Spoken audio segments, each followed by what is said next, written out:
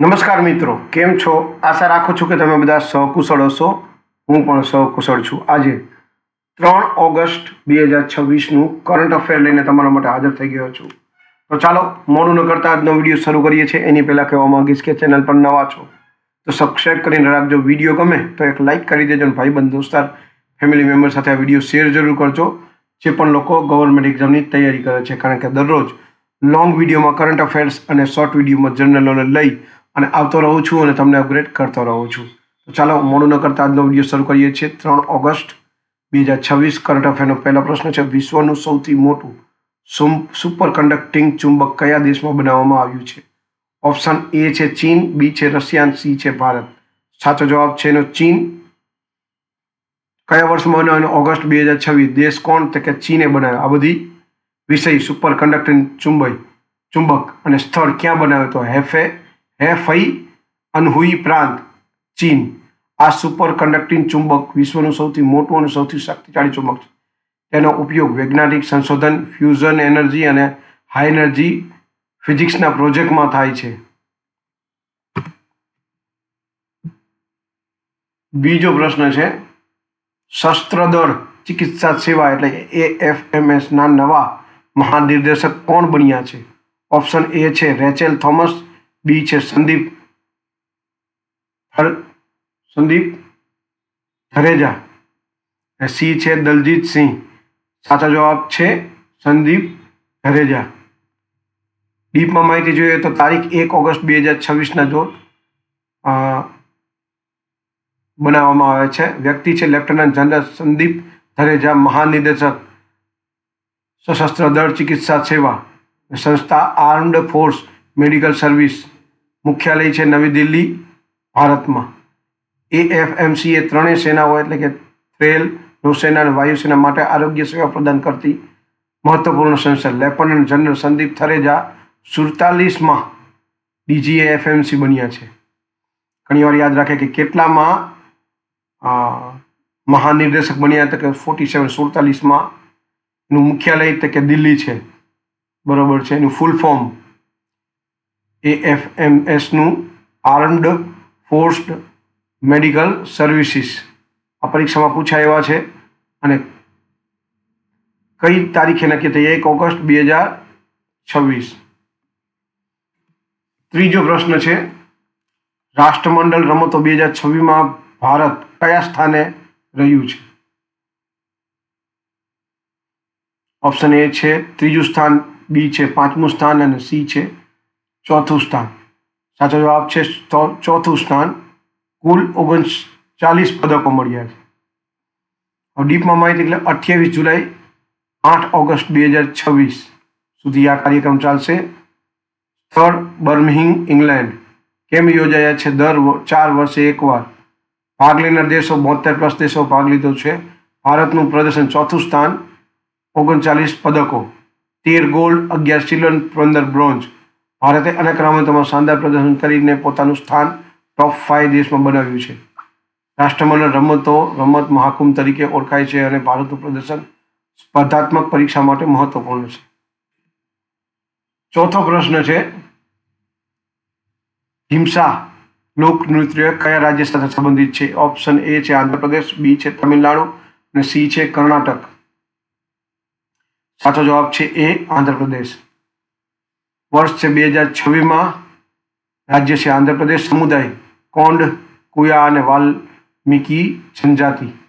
વિશેષતા: ઢીમસા નૃત્ય સમૂહમાં ગોળ વલય બનાવૃત્તિને પરંપરાગત વાદ્યોના તાલે કરવામાં આવે છે.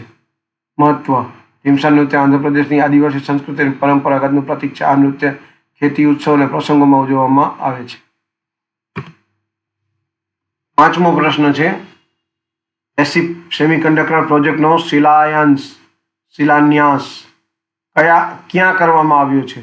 ઓપ્શન એ છે ચેન્નઈ, બી છે અમરાવતી અને સી છે વિશાખાપટ્ટનમ. સાચો જવાબ છે વિશાખાપટ્ટનમ અને PM મોદી દ્વારા કરવામાં આવ્યું છે. કઈ તારીખે? 3 ઓગસ્ટ 2026. કોણે કર્યું? તો કે પ્રધાનમંત્રી નરેન્દ્ર મોદીએ. સ્થળ છે વિશાખાપટ્ટનમ, આંધ્રપ્રદેશ. SCPનું નામ છે એપ્લાઇડ સેમિકોન ઇન્ડિયા પ્રોગ્રામ. વિષય છે સેમિકન્ડક્ટર ઉત્પાદન અને ડિઝાઇન ઇકોસિસ્ટમ તૈયાર કરવાનો પ્રોજેક્ટ. ભારતને સેમિકન્ડક્ટર મેન્યુફેક્ચરિંગમાં આત્મનિર્ભર બનાવવા માટે આ પ્રોજેક્ટ મહત્વપૂર્ણ છે. આ પ્રોજેક્ટથી ઇલેક્ટ્રોનિક્સ મેન્યુફેક્ચરિંગ, રોજગાર અને ટેકનોલોજી સાથે મોટો ફાયદો થશે. છઠ્ઠો પ્રશ્ન છે અંગદાન.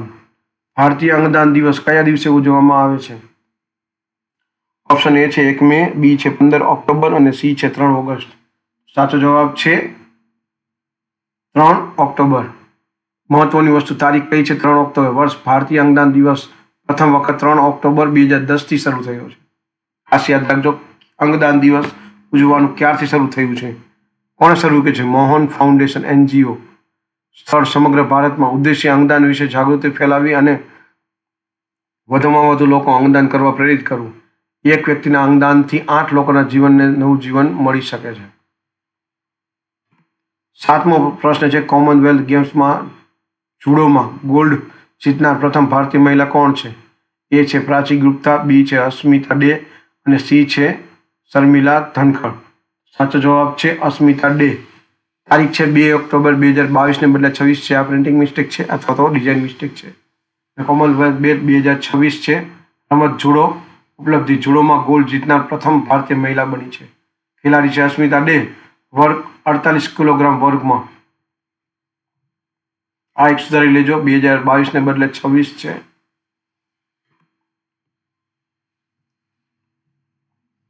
8મો પ્રશ્ન છે જીઓલોજીકલ સર્વે ઓફ ઇન્ડિયાની પ્રથમ મહિલા મહાનિર્દેશક તરીકે કોની નિમણૂક કરવામાં આવી છે?